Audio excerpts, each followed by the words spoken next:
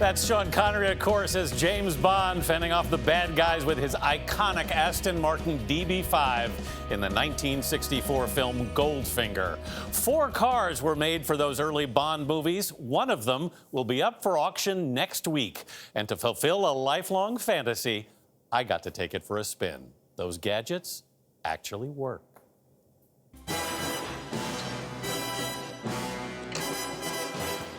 You'll be using this Aston Martin DB5 with modifications. Now, pay attention, please. James Bond was introduced to his new automobile in Goldfinger, the secret agent's dream car with all of its cinematic spy gear. Quickly became as big a movie star as Bond himself. This isn't just an important film car, it's an important automobile. Hugely important automobile. You know, this is the most famous car in the world, in my opinion. So iconic. Barney Ruprecht is senior car specialist with RM Sotheby's, who'll be auctioning off the automobile next week in Monterey, California. But first, Ruprecht showed off the Aston Martin's assets at Miller Motor Cars in Greenwich, Connecticut, starting with the famous front-end machine guns. They come right behind these signal lights. They pop straight out. The machine guns aren't loaded, though, are they? Not loaded with projectiles, but they do fire an oxygen-acetylene mixture, so it's quite a bang.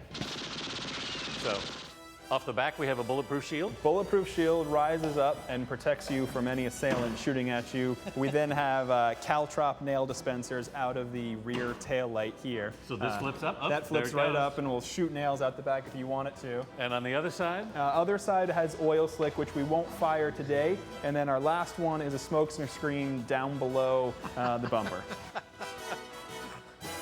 That's enough.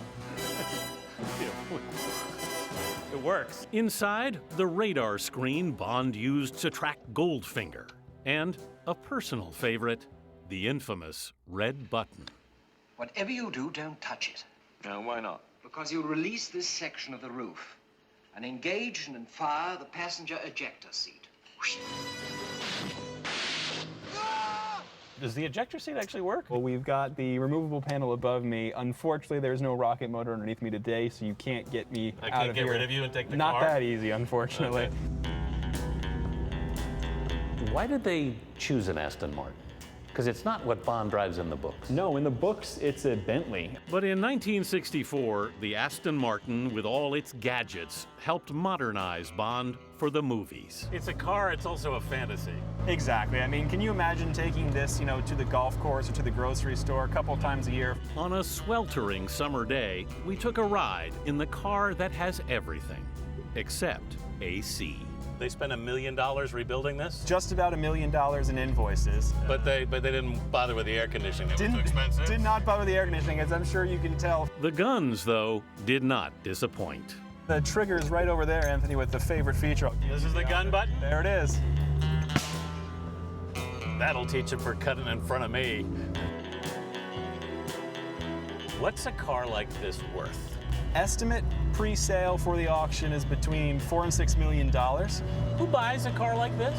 You know, I think the collector profile is anybody from a car collector to a James Bond enthusiast. You know, it really could be anybody. Yeah. And Anybody with $6 million. anyone with $6 million, I am happy to take a bank letter from anybody come sale night.